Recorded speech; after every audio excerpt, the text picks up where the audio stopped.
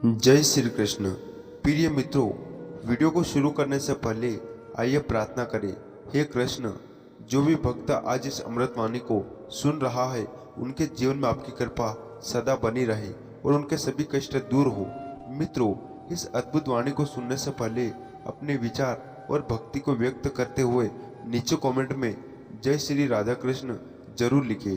आपकी यह भक्ति हमारी इस यात्रा को और भी अद्भुत बनाएगी।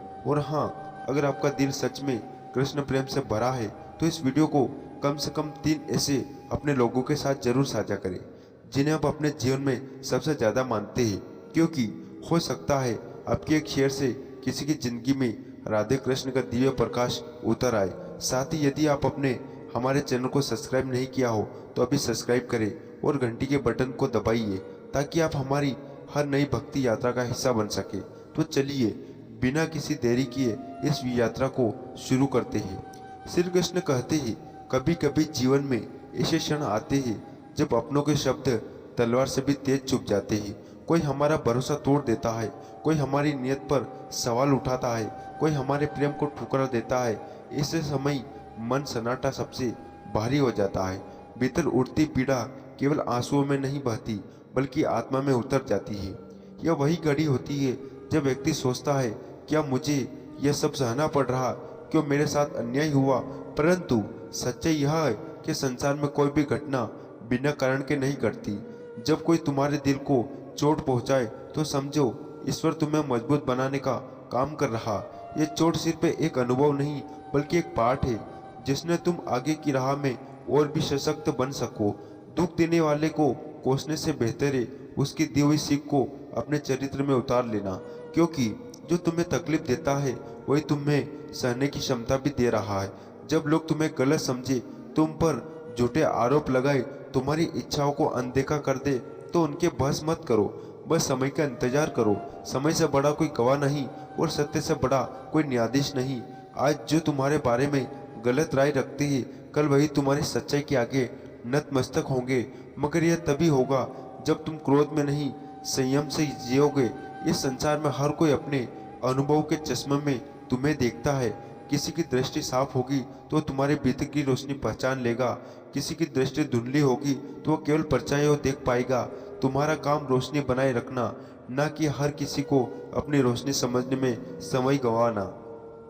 याद रखो, अपमान का जवाब अपमान से देने वाला खुद अपनी गरिमा खो देता है। जो चुप रहकर भी जीत जाता है उसकी शक्ति को कोई माप नहीं सकता। यह दुनिया तुम्हारी खामोशी को कमजोरी समझ सकती है, पर असली ताकत वही है जो उफान में भी स्थिर रहे।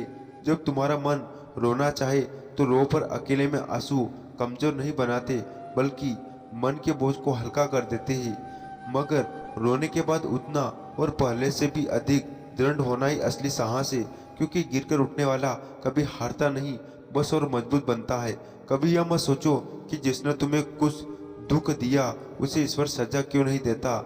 ईश्वर का न्याय तत्काल नहीं होता लेकिन निश्चित होता है। हर आत्मा अपने कर्मों का फल पाएगी, न सूर न लेटर। बस यही समय तुम्हें बस अपनी राह पर चलते रहना है, अपने कर्म को श्रेष्ठ बनाए रखना है। याद रखो, जो व्यक्ति तुम्हें छोड़कर चला गया उसने तुम्हें खोया है, तुमने नहीं। जो तुम्हारी कदर नहीं करता वो तुम्हारे जीवन का हकदार ही नहीं था। ईश्वर ऐसे लोगों को तुम्हारी राह से हटा देता है ताकि तुम्हारे लिए सही लोग, सही अवसर और सही सुख का मार्ग साफ हो सके।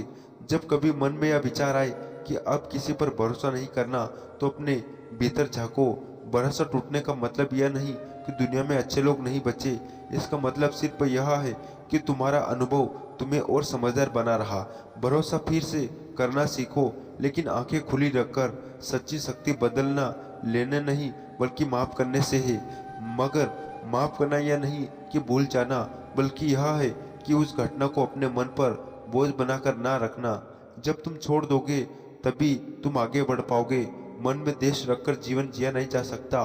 कोई तुम्हें छोटा दिखाने की कोशिश करे तो याद रखो, हीरा किसी की जुबान से नहीं अपनी चमक से पहचाना जाता है।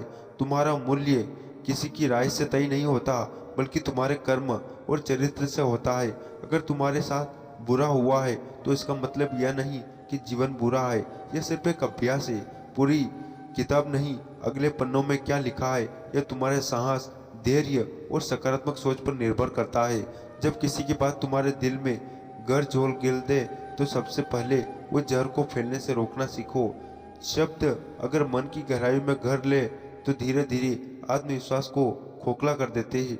जैसे विषैले बीज मिट्टी में बोए दिए जाए वैसे ही कटु वाक्य स्मृति में जम जाते हैं और समय के साथ चिंता, भय और क्रोध का रूप ले लेते हैं। इसलिए जब भी कोई तुम्हें चोट पहुंचाए तो गहरी सांस लेकर सोचो, क्या यह व्यक्ति सच में मेरी आत्मा को परिभाषित करने वाला है? अगर उत्तर नहीं है तो उसके शब्दों को वही छोड़ दो, अपने भीतर आने दो। इस संसार में हर आत्मा का स्तर अलग होता है। कोई तुम्हें अहंकार से देखेगा और कोई अपने अनुभव से और कोई तुम्हारे कर्म से। जो तुम्हारे बारे में गलत धारणा बनाता है वह वास्तव में अपने सोचने के दायरे को सीमित कर रहा है। तुम्हारा दायित्व उन्हें बदलना नहीं बल्कि खुद को सच्चा रखना है। जब कोई तुम्हारे गुणों को नकार दे तब यह मत सोचो कि तुम्हारा मूल्य कम हो गया। सूरज की रोशनी पर धूल जम जाए वह रोशनी बंद नहीं होती, बस धूल हटने की जरूरत होती है। तुम्हारी अच्छाई हमेशा तुम्हारे साथ रहती है, चाहे लोग उसे माने या ना माने। कभी कभी अपनों से मिले शब्द सबसे गहरे घाव देते हैं, पर यह मत भूलो कि उनका व्यवहार उनके मन का दर्पण तुम्हारा नहीं। जो व्यक्ति भीतर से अशांत होता है वही दूसरों को दुख पहुंचाता है। अगर तुम शांति में हो तो उनके तूफान से प्रभावित नहीं हो सकते। लोग बदलते हैं, रिश्ते बदलते हैं, परिस्थितियां बदलती है, पर तुम्हारा स्वभाव कभी नहीं बदलना चाहिए। अगर किसी के शब्द तुम्हें तोड़ने लगे तो याद रखो वह व्यक्ति सिर्फ तुम्हारे देर की परीक्षा ले रहा है। तुम्हारी चुप्पी और सही में उसकी हार है। शब्द कभी कभी तीर से भी तेज होती है। तीर शरीर को घायल करता है पर शब्द आत्मा को। परंतु जैसे शरीर की घाव समय से बढ़ जाते हैं वैसे दिल के घाव भी बढ़ते हैं। अगर तुम उनके नमक डालना बंद कर दो तो बार बार उस घटना को याद कर पीड़ा बढ़ाना, अपने दिल को साजा देना। जब कोई तुम्हें नीचा दिखाने की कोशिश करे तो मुस्कुरा कर दो। यह मुस्कान उनकी अपेक्षा के विपरीत तुम्हारी ताकत है। उन्हें लगता है